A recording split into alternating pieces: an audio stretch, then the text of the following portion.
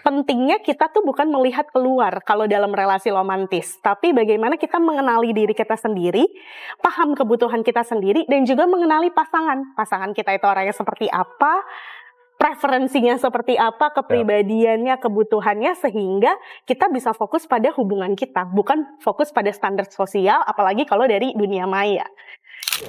Sobat Psikologi Mori, mental sehat, kerja hebat. Kembali lagi bersama saya, Ibda Neza, di dalam Psikologi Talk. Akhir-akhir ini kita sering melihat berita terkait dengan angka kasus perceraian yang semakin tinggi. Dan hari ini saya ditemani oleh narasumber, yaitu... Halo, perkenalkan, nama saya Kamala Nuranti, biasa dipanggil Lala, dari Dealing Consultant dan juga Damu. Senang sekali bisa bersama Ibda Neza untuk bincang-bincang di sini. Mbak Lala, saya punya pertanyaan nih, terkait dengan keresahan ya di masyarakat. Mengapa sih biasanya angka perceraian itu semakin hari atau semakin tahun meningkat nih, Mbak? Biasanya karena apa, Mbak?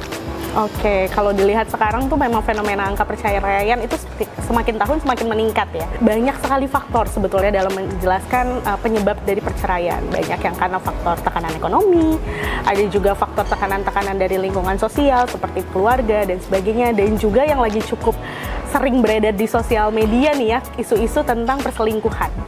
Jadi itu biasanya jadi alasan yang lagi cukup banyak gitu ya, digulirkan untuk kasus perkara perceraian. Ternyata tidak hanya satu atau dua faktor ya? Yes. Ternyata banyak faktornya ya, Mbak? Betul, karena dalam pernikahan itu kan kita tidak hanya bicara tentang diri kita sendiri ya, tapi bagaimana kita berelasi, bekerja sama dengan satu orang lain yang kita ketemunya ketika besar ya, sudah punya kepribadiannya sendiri, punya pola pikirnya sendiri. Jadi memang harus pandai-pandai kita bisa menyesuaikan diri, pandai-pandai kita bisa saling memahami dan mentoleransi satu sama lain. Apalagi masing-masing pasti punya standar ya. Dan dalam pernikahan kita nggak bisa hanya bicara tentang diri sendiri, tapi juga kita harus mempertimbangkan bagaimana perasaan, pandangan dari pasangan kita. Apalagi kalau menyangkut isu selingkuh, itu kan standar selingkuh orang beda-beda ya. Betul. Menurut Ibda Neza mungkin selingkuh yang kayak gimana, menurut saya hal itu bukan selingkuh. Nah itu bisa jadi konflik tuh dalam pernikahan. Betul. Jadi mungkin pemirsa ternyata ada mispersepsi nih terkait dengan yang ada di masyarakat sendiri. Nah biasanya bagaimana sih Mbak dalam menanggulangi hal tersebut? Misalkan ada mispersepsi, kemudian juga mungkin salah satunya egonya tinggi ya, sama-sama egonya tinggi, tidak mau mengalah. Bagaimana itu Mbak? Nah yang perlu disadari dulu adalah pernikahan itu bukan jalan dari suatu permasalahan. Jadi kadang-kadang banyak juga orang yang menikah karena ingin terbebas dari suatu hal. Misalnya karena ada tekanan tertentu, terus menikah aja deh supaya bisa menjalin hidup baru. Padahal kalau kita lihat lagi lebih dalam, menjalin hidup baru itu ada konsekuensinya juga. Sehingga konsekuensi itu yang kadang-kadang kurang diantisipasi. Bagaimana kita berkenalan lagi setiap harinya dengan pasangan kita, mau sudah 10 tahun pacaran, mau sudah kenal dari kecil. Kalau sudah menikah tuh pasti ada aja tiap hari hal baru yang kita temukan dari pasangan. Nah, kita memang harus punya kelapangan hati untuk sama-sama saling kembali mengenal satu sama lain setelah menikah. Kadang-kadang itu yang suka kita lupakan. Jadi setelah menikah berharapnya kita udah saling kenal, kita sudah saling paham. Jadi yang keluar kebanyakan tuntutan, bukan keinginan untuk saling memahami satu sama lain. Akhirnya seperti yang tadi Ibda Neza sampaikan, yang keluar adalah ego-ego dari masing-masing orang. Padahal balik lagi pernikahan itu adalah kerjasama antara suami dan juga istri. Bagaimana kita saling mentoleransi, saling memahami satu sama lain supaya kerjasamanya jadi lebih solid. Iya nih, ini sedikit tamparan ya sebenarnya buat generasi-generasi muda nih. Karena berpikir semakin lama angka pacaran, semakin lama bukan angka pacaran ya, kita menyebutnya mungkin tahun pacarannya ada setahun, 2 tahun, ini mungkin 10 tahun gitu kan. Ternyata tidak menutup kemungkinan pasangan-pasangan tersebut itu bisa mengalami perceraian ya. Betul sekali, masa pacaran mau sudah bertahun-tahun itu tidak mendefinisikan akhirnya pernikahan kita nantinya akan jadi apa. Karena pacaran sama pernikahan ini memang sama-sama relasi romantis, tapi pasti beda ya. Yang satu kan komitmennya baru by lisan lah antara dua orang ini. Tapi ketika sudah menikah, ada tanggung jawab yang lebih besar, dan juga perjanjiannya tidak hanya di dua orang ini, tapi juga di mata Tuhan pada agama apapun ya, di mata Tuhan dan juga di mata keluarga. Jadi ada konsekuensi dan tanggung jawab yang lebih besar. Apalagi kalau sekarang kayaknya mudah sekali ya untuk kita bicara ingin punya relationship goals seperti selebgram ini, seperti seleb talk kayak gini. Jadi kalau sekarang tuh yang lagi cukup hits juga katanya mau mencari pasangan yang standar TikTok. Padahal apa yang dipost di TikTok kita kan nggak pernah tahu ya realitanya gimana. Tiap hari dikasih buket bunga, belakangnya kayak gimana kita nggak tahu. Atau tiap hari dimasakin, belakangnya gimana kita juga nggak tahu. Betul. Jadi pentingnya kita tuh bukan melihat keluar kalau dalam relasi romantis, tapi bagaimana kita mengenali diri kita sendiri, paham kebutuhan kita sendiri, dan juga mengenali pasangan kita itu orangnya seperti apa, preferensinya seperti apa, kepribadiannya, kebutuhannya, sehingga kita bisa fokus pada hubungan kita, bukan fokus pada standar sosial, apalagi kalau dari dunia maya gitu. Pemirsa, itu yang dinamakan standar TikTok ya Mbak. Salah ya. Dan juga tadi kita mendengar relasi romantis. Saya juga baru mendengar itu, relasi romantis. Berarti selama ini ada yang relasi tidak romantis ya, seperti itu. Mungkin dalam tanda kutip dipaksakan pemirsa.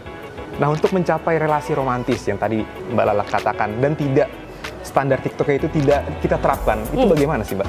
Oke, balik lagi ke bagaimana kita bisa menjalin relasi romantis dengan erat bersama pasangan kita adalah kita harus fokus pada kita berdua. Jadi ketika sudah berpasangan, apalagi sudah membangun komitmen yang lebih tinggi yaitu pernikahan, apapun yang permasalahan yang akan dihadapi itu kan ya pasti dihadapinya berdua. Beda ketika pacaran ya, kalau berantem tinggal pulang ke rumah masing-masing, selesai untuk sementara waktu, walaupun tetap harus diselesaikan ya. Tapi kalau sudah menikah kan kita tinggal di atap yang sama, nggak mungkin ketika kita bertengkar kita mau berpisah aja satu sama lain. Jadi yang penting sekali adalah bagaimana kita memang punya keterbukaan terhadap pasangan. Jadi jangan semuanya makin kucing-kucingan, main ditutup-tutupi ya. Banyak ketidakjujuran itu menjadi hal yang krusial karena kepercayaan itu kan fondasi ya dalam suatu hubungan. Bagaimana kita bisa percaya itu dibangun dengan komunikasi yang baik. Jadi punya komunikasi yang baik sehingga bisa saling percaya dan juga yang pasti fokus pada relationship yang kita punya. Jangan fokus pada relasi orang lain. Biarin aja mereka mau punya standar yang gimana-gimana, yang penting kita berdua sebagai pasangan itu silahkan buat standar sendiri sehingga fokusnya adalah kepada pasangan kita sendiri, bukan ke yang lain-lain. Setuju sih Mbak Lala ya. Baik pemirsa, itu tadi terkait dengan relasi romantis. Dan sini juga sebenarnya Mbak Lala, yang lagi happening banget juga, saya melihat orang-orang juga kurang sadar ya terkait dengan hal tersebut. Dan di sini saya melihat juga Mbak Lala ternyata aktif ya untuk menjadi konselor pernikahan. Nah, biasanya itu menjadi konselor pernikahan itu pada saat kapan sih Mbak? Oke, nah mungkin yang harus kita bedakan dulu adalah ada dua fase di mana kita bisa melakukan konseling yang terkait dengan relasi romantis tadi itu ya dalam konteks pernikahan.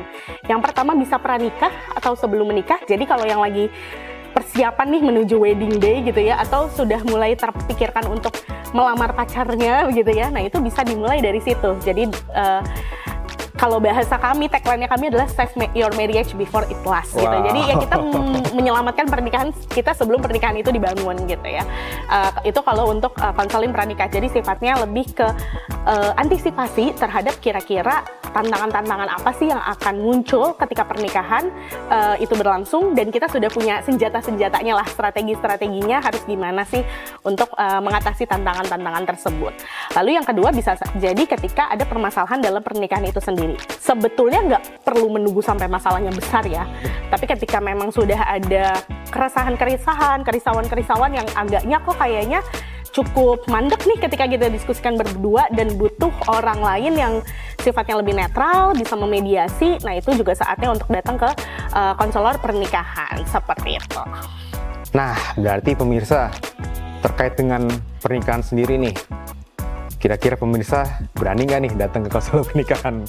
Karena mungkin kan ada hal yang unek disampaikan ya, unek-unek baik dari pasangan ataupun diri sendiri untuk disampaikan. Dan itu kan mungkin cukup berat ya Mbak Lala ya. Itu bagaimana Mbak memfasilitasinya seperti itu? Oke, ya betul ya, karena kadang-kadang biasanya yang datang juga nggak dua-duanya sukarela datang. Biasanya ada faktor diajak pasangannya gitu ya, gitu untuk datang ke situasi atau ke dalam ruang konseling baik itu pranikah maupun pernikahan. Tapi yang perlu disadari adalah konseling yang dilakukan ini bukan untuk menguliti pasangannya. Jadi itu yang harus diingat. Karena kadang-kadang kan kayak, aduh aku takut aku kelihatan nih aslinya seperti apa. Padahal dengan kita bisa jujur satu sama lain, itu malah membantu kita untuk bisa mencari penyelesaian masalah yang lebih efektif, gitu ya. Jadi memang ketika kita konseling pranikah atau konseling pernikahan, kita harus bisa melihat juga masing-masing sebagai individu, sebagai suami dan istri atau calon suami dan juga calon istri, dan juga memfasilitasi mereka sebagai satu unit, sebagai pasangan. Itulah yang menjadi mungkin tantangan tersendiri ya dari konseling pranikah dan juga konseling pernikahan. Jadi tidak melupakan mereka sebagai individu, tapi juga memperhatikan aspek relasi romantis dalam kehidupan mereka, sehingga penyelesaian masalahnya juga sifatnya nggak individual, tapi satu unit bisa punya strategi yang solid untuk bisa mengatasi masalah-masalah yang dihadapi. Pemirsa, kira-kira penasaran nggak tahapan-tahapan apa saja sih yang dilalui ketika memang suatu pasangan itu untuk memutuskan konseling pranikah atau pernikahan? Nah, Mbak Lala bisa tolong jelaskan mungkin tahapan-tahapannya apa saja sih? Oke, dalam memilih atau ketika pasangan sudah memutuskan untuk mengikuti konseling pasangan, baik itu pranikah maupun pernikahan, yang pasti yang akan dilakukan adalah yang pertama, mapping dulu. Sebetulnya apa sih harapan dari pasangan ini setelah mengikuti sesi konseling ini? Supaya kita tahu nih, kita punya goals yang sama, kita punya persepsi yang sama terhadap konseling itu sendiri. Lalu yang kedua, kita juga pasti akan melakukan assessment ya. Nah, assessmentnya ini disesuaikan dengan kebutuhannya. Kalau misalnya pranikah, berarti yang kita mau tahu adalah bagaimana si pasangan ini memang sudah saling mengenal satu sama lain. Problem solving yang biasa mereka lakukan gimana, apakah cukup efektif selama ini, dan sebagainya.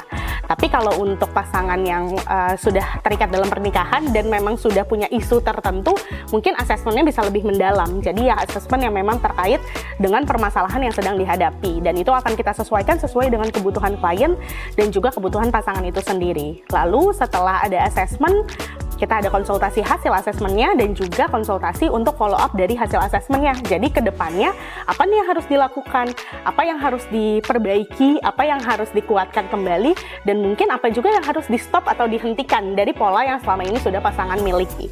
Jadi sederhananya keep stopnya apa nih dari si pasangan ini gitu. Nah, nanti setelah itu kan masing-masing pasangan ini akan jadi punya framework baru ya terhadap relasinya dari hasil asesmen dan juga konseling ini, dan harapannya bisa menjadi senjata yang lebih efektif dan juga strategi yang lebih solid ketika menghadapi permasalahan-permasalahan dalam relasi romantisnya.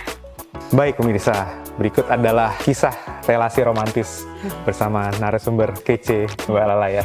Ya, pemirsa, yang kita ketahui bersama ternyata untuk menjalani suatu pernikahan itu tidak mudah ya.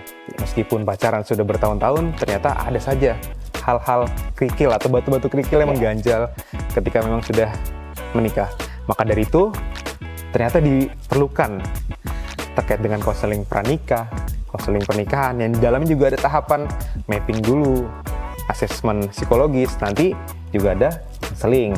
Di antara tahapan-tahapan tersebut nantinya akan membantu para pasangan yang ingin menikah menjalani kehidupan bahtera rumah tangga supaya lebih baik lagi dan sudah tahu kelemahan dan kekurangan dari pasangan masing-masing. Sahabat Psikologori, demikian kegiatan Side Talk pada hari ini. Nantikan kegiatan Side Talk selanjutnya. Sobat Psikologori, mental sehat, kerja hebat.